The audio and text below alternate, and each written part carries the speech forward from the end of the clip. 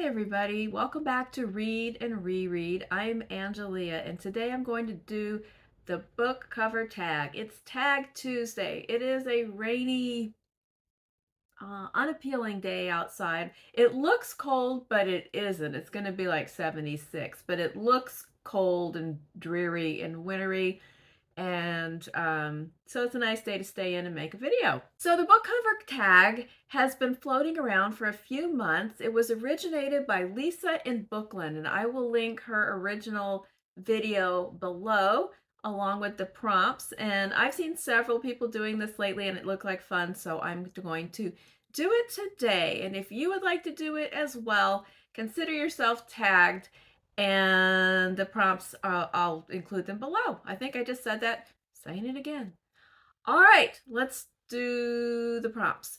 The first one is about books with paintings. Can also interpret as photos, and there's 3 optional sub prompts. I'm going to do 2 of them because one of them I didn't have any, I couldn't think of anything.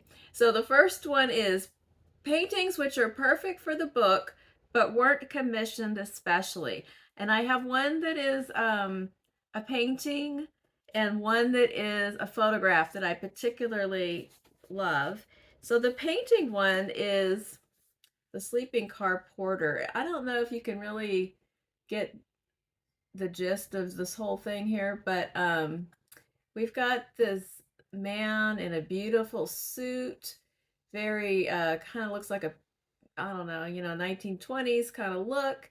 There's some random animals down below, a hedgehog and a bunny and a squirrel.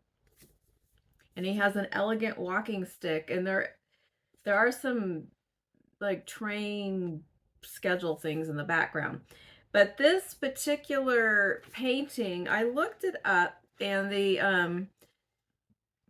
the painting is called Unapologetically William by Janet Hill. I looked her up. She is a current artist.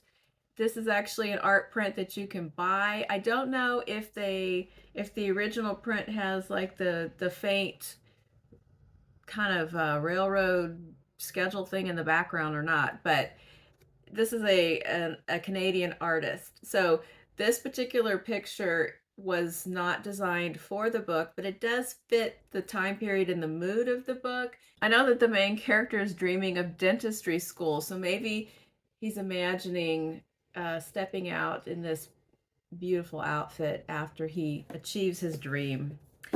All right, and then the other one is a book with a photograph, and I love the cover of Rules of Civility by Amor Towles. This was his first novel, and there's just this luscious photograph of a man and a woman. They just look idly rich, and I am there for this picture. This book takes place in 1938 in New York, and this is a stock photo, but it just kind of sums up the whole vibe of this book. When I bought this book, I didn't know anything about the author because it was his first book, and I bought it as a new release. My book club was reading it, and really I just thought, even if this book stinks, I love this cover, but luckily it didn't stink, and neither have his subsequent novels. Okay, then the other sub question is, okay, there was one that I'm not doing. It says paintings which you really like but aren't perfect for the book for some reason. I came up dry on that one. So moving on to the next is paintings which were commissioned especially for the book. And for that one, I picked The Dutch House by Anne Patchett. I know when I read this book, and I do love this book, I know some people don't really like this, but I love this book. And I thought that the cover was just awesome. I love this cover. This portrait is part of the plot as well. And so I thought, okay, she has to have commissioned this cover. But I didn't really know the story until I read this book of essays, These Precious Days. And she has a essay in here called Cover Stories. And she talks about how this cover came to be, what her feelings are about other covers of books she has written. And you do learn in this book too about this cover. So a different person made this cover. But you do find out about how she was able to get this beautiful painting onto this book. And you know, it kind of answers some questions I've had about how do people feel about the art on their books. And she kind of addresses, you know, the privilege that comes with achieving a certain status as an author where you can call some shots, but when you're starting out, you kind of get what you get. So that was an interesting essay. TV, film, tie-in covers. And it does say, if you hate all of these, give your least favorite. Okay, I do hate those and I don't buy them. I just don't like it. I want some original. It doesn't have to be the first printing original cover, but I want a cover that is not photos of actors on it. I just don't want that. But I do have a couple. They're very old, and I guess they sneaked in during an earlier administration of my mind. But this one's particularly terrible. Streetcar Named Desire by Tennessee Williams. With this, I think this was a TV movie version of Streetcar with Anne Margaret and Treat Williams. I did not ever see this production. I've seen, you know, the Marlon Brando one. This is just so bad. And, you know, maybe this was a fabulous production. I feel like it probably wasn't. If anybody saw it, you can let me know. Maybe I'm being unkind and unfair, but I don't like this cover. I guess. Oh, and then it has like the pictures inside. Remember when they used to put a little bunch of pictures? Randy Quaid was in this. Okay, so I don't know. It's a bad cover. I have another one with the TV, and it's not quite as bad. So Brideshead Revisited. Maybe I'm just biased because I'm more likely to enjoy a PBS production. And I do remember seeing this, and then on the back it has some of the other people in there. So this one doesn't bother me nearly as much as the Streetcar one. But that's all. I think that's the only ones in this room that have TV tie-in covers. All right, then we have Nicest Spine. I think the Nicest Spines are on the Penguin Clothbound Classics, because whatever the cover design is also on the spine. So I just chose one of these that I like especially, is Great Expectations. And I just feel like this is a pattern of Miss Havisham's chandeliers all over this book and the spine. It comes with those little built-in bookmarks, and it just looks pretty. I have a couple of these that are sets. Like I have a Bronte set, the Dickens set, and I'm kind of making up my own Austen set, because I'm getting them one by one. And when they're sitting together in the shelves with their different pattern spines, they look really pretty. So that's my answer for spines. Non-fiction covers. My nonfiction collection is smaller, but I do have a few that have pretty cool covers. I pulled this one, Devil in the White City by Eric Larson, and I need to get the rest of this half-picked sticker off of here. I guess I didn't prepare that I was going to showcase this book, but I just think this cover is cool. Let's see if it has an informational tidbit about it. Night view of the main basin, east to west, World's Columbian Exposition, Chicago, Illinois, 1893.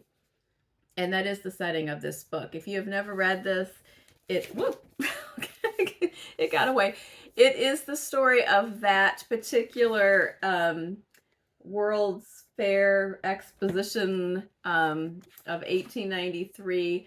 And it kind of alternates between the story of the coming together of the World's Fair with the story of a serial killer who came to the fair and was active during that time.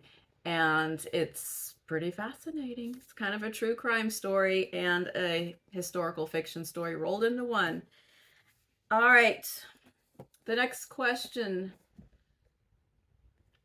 Least favorite covers of any kind. It's the TV and film tie-in covers. So all of them collectively are my least favorite covers. Covers that you like in a weird way. I don't know how weird it is, but I really like I like science fiction covers like of the 60s, probably the 50s to the 70s, just like these um I don't know, like their covers, they're the most science fiction-y science fiction covers.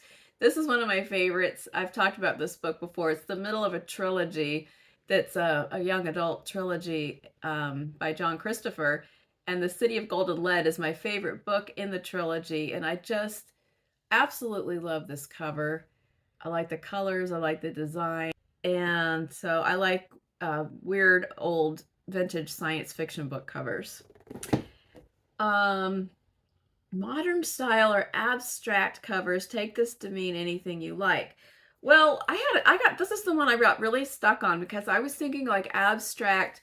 I was thinking like the whole trend lately of covers where it's just like swirly colors and there's not really a picture of anything. But I don't have any of those books. And then I was talking to Stephen, and he was schooling me on abstract art a little bit, that it doesn't have to be completely non-representational as long as it's like not a realistic rendition. So that helped me out. I selected this one, Wonder by R.J. Palacio. And this is a children's book, but a lot of people are familiar with it because it was a huge hit. And then there was a movie, which I never did see.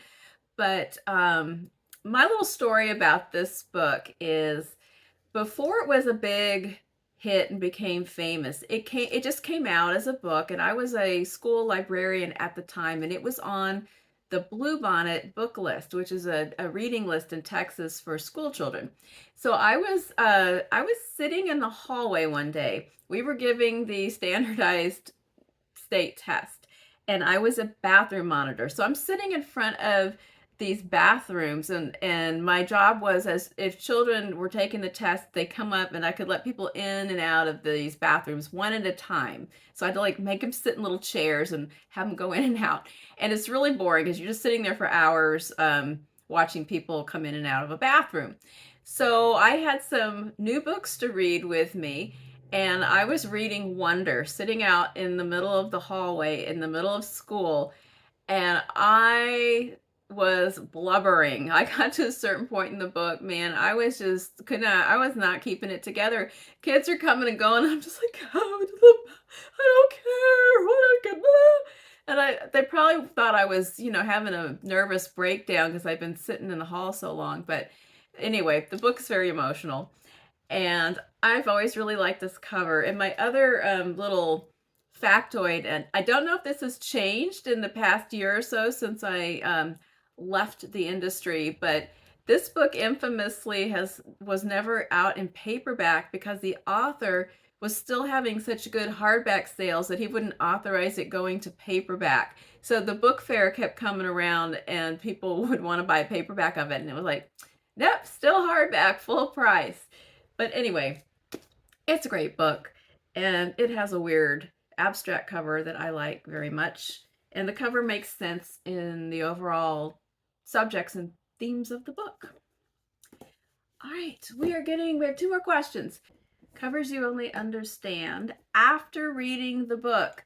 Well, guess what book has a cover that really you understand after you read the book? Dun, dun, dun, dun, dun. It's Catcher in the Rye. Ha ha. Once again, I have Holden rolled you, and I have fit Catcher in the Rye into the video. But it's true. Look, okay, you have the carousel horse. You've got New York City in the background. It doesn't mean a whole lot until you read it, and the carousel scene is way, way deep into the book, but it's very important. So if you just bought the book and you're reading along, you'd grasp why the city was there right away, but you have to go quite far until you figure out why the carousel horse is on the cover. So once again, Catcher in the Rye, great for all occasions. And another one, let's see, a runner-up is Telephone by Percival Everett, which when I bought it, I will admit, I didn't look at it closely, and I thought that the hands were holding flip phones, but they are compasses, even though the book is called Telephone. And all of it makes more sense after you actually read the book. The last one is cover buys. So book that you bought strictly on the cover. Okay, I never have done this like 100% because I am a big time looker upper of things. Like even if it is a dollar book in a yard sale, I'm going to look it up and see if it looks like it has good reviews. So I don't buy anything just completely, totally randomly, but I have been lured in mainly by the cover. And my key example of this, I've used this book for an example of a lot of things too, was Still Life by Sarah Winman, which just has a really pretty cover. It actually does also have a very pretty spine. And when I bought it at a thrift store, I didn't know anything about it. It just really attracted me. But I did look it up real fast and saw, like good reviews and lots of stars and stuff, but I didn't really look too deeply into what the reviews actually said. But I just kind of saw, I opened it up and I was like, Tuscany, World War II, beautiful prose, da da da da. I was like, okay, great, sounds good. And I did really love this book. So, and it was a wonderful $2 spent because it was a great book. And then I found an author that I really like because I also loved her book, Tin Man, which was totally different, but I loved it too. And another book that I randomly bought at the thrift store, knowing really nothing, is How to Live Safely in a Science Fictional Universe by Charles Yu. And I just was attracted to this weird title, and this weird cover was like outer space, kind of like science fiction guns, but then there's one dog. And all I had to go on here was that I did read Interior Chinatown by Charles Yu. I found that to be an interesting book. I liked it but didn't love it, but I liked it enough that this book was worth spending like $1.50 to see if I will like it. It just was weird and appealed to me. So I bought it. I haven't read it yet. Let me know if you have. Okay, that's all the prompts. Let me know in the comments if you have really different answers to any of these questions or any comments on these particular books and covers. But I think that's about it. I thought this was a fun tag. I feel like I could do it all over again with a whole different set of books too. It was fun to go through my bookshelves and look for things that fit the different prompts. So if you thought that was fun too and you have a channel, consider yourself tagged. Otherwise, have a great day. Leave me a comment, hit the like button. Thank you if you have subscribed, and I will be back again on Friday for Friday Reads. Until then, peace out.